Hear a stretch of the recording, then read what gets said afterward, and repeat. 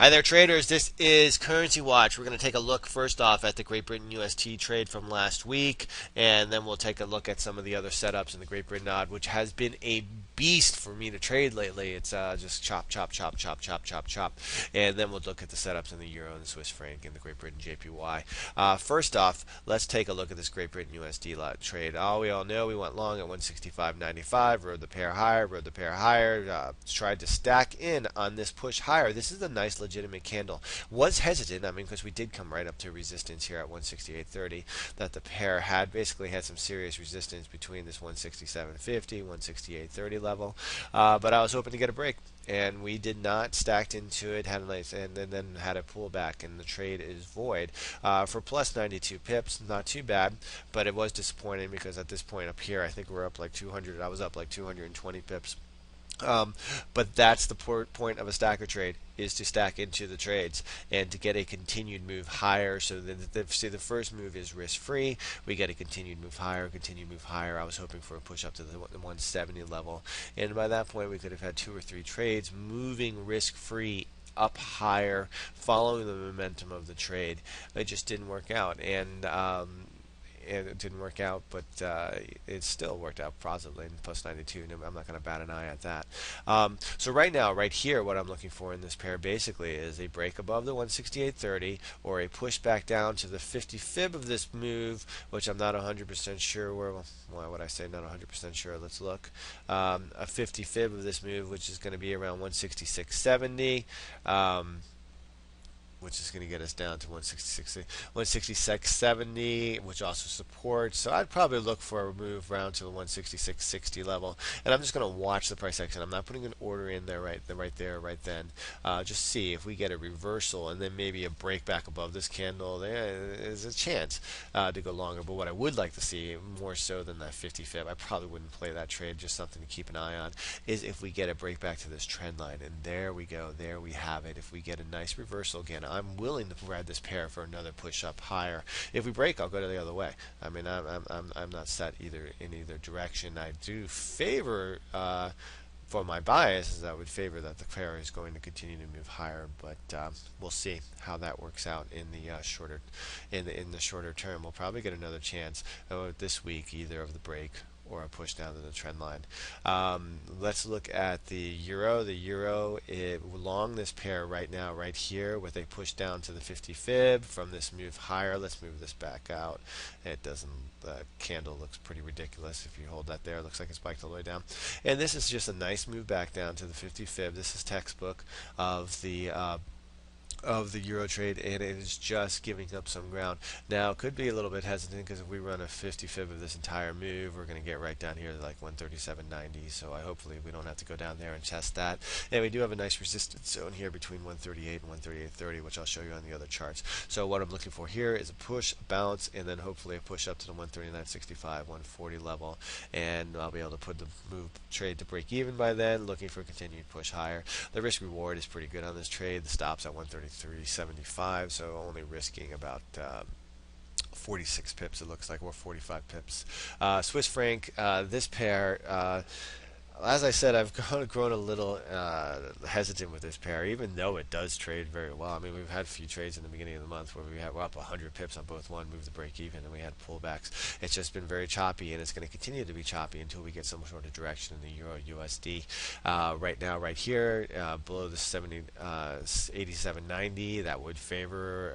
Well, we can see if we get a break or hold here. If not, we could get another push back down lower. But that's only a few pips right there, and then we have strong year-to-date support right there.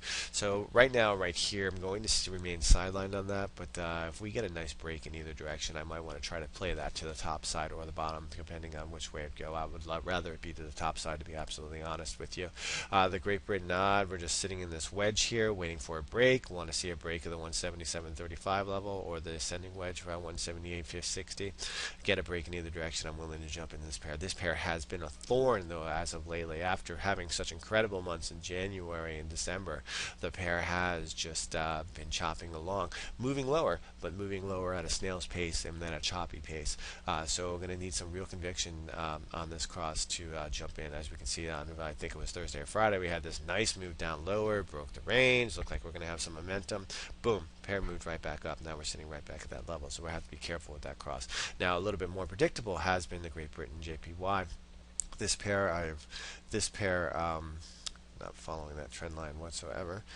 This pair, as you can see, has been moving lower. It looks like it's going to get a bounce right here. Was looking for a break of the 169.55 level.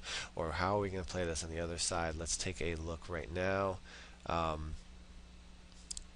We have the cross moving lower. What I'd like to see, let's throw a trend line in there. I guess I want to see a break of that level to confirm that the pair has broken momentum. So a break of this 170.70 level, 170.71, 72 level, that the pair has broken momentum, because it's and then we could play the pair in either direction. Not worried about this 171.60 resistance. If we do move up there, that's just a short-term chop zone. So we're going to play this in either direction. It looks as though we could definitely get a reversal here, the way this pair is just basically boom, boom. So we're going to keep an eye on this, and this is a nice setup. Let me just save that template. So we have that, and then we're going to go take a look at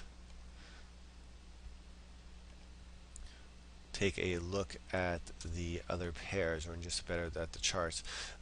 Let's take a look at hang with me for a second. Hang with me. There we go. Let's just take a look at the bigger pictures in the Great Britain USD. It's pretty clear on this. We're just doing just a little bit of a bounce, just a nicer chart to look at. The Euro USD, you can see that the pair has come down, and I have changed all these charts. It didn't put them on there for some reason. Euro USD, we're watching let me just put the new one on there. You can see that there's a resistance zone here between 138.30, 138. We're going to see if we're going to get a bounce and if we're a push higher from this point. And then I would favor a push up to the top of the range. The Great Britain USD, let's put the template in there. Apply template.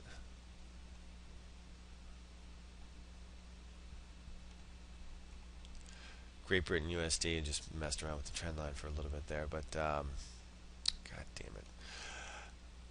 Anyways, the Great Britain USD isn't, let's just, you know what, here, let's just clean the chart off, remove elements.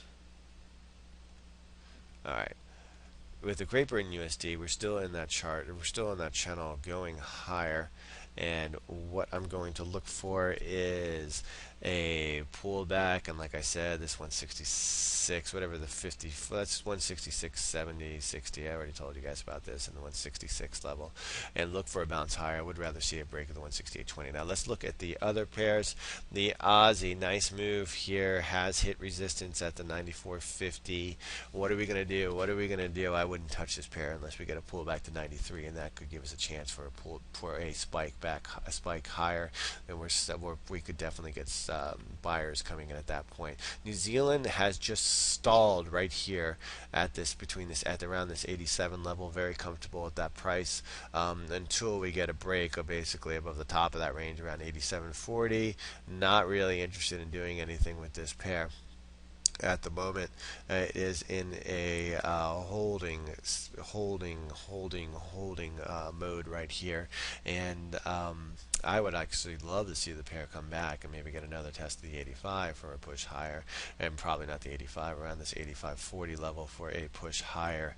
But until we get a clear break of this range or a pullback, there's really nothing you can do in this pair. And the yen, as we all say, I kind of favor a break of this 101 level now, even though I have been talking about how we could get a push up to the 108 for a long time, but just going to watch the technicals, and just because of, as I stated, with the what's going on in China, in Japan and so forth, there could definitely be a break of this 101.60, 101 level, just due to the CPI figures coming down in Japan, and there's also a little bit concern concerned that the stimulus measures may be working too quickly, or that there's not going to be any more stimulus, so we could just be in a stall pattern here. But what I would think is, if we could see, if confidence continues to erode, we could see a push below this level and a little bit of retracement of what is that, 22% or 23% appreciation against the USD last year. All right, everybody, that's what I'm looking at going into today's trading. Well, I'm coming into the end of today's trading, and we'll post everything on the blog and so forth. And if you have any questions, just send me a tweet. All right, talk to you guys later.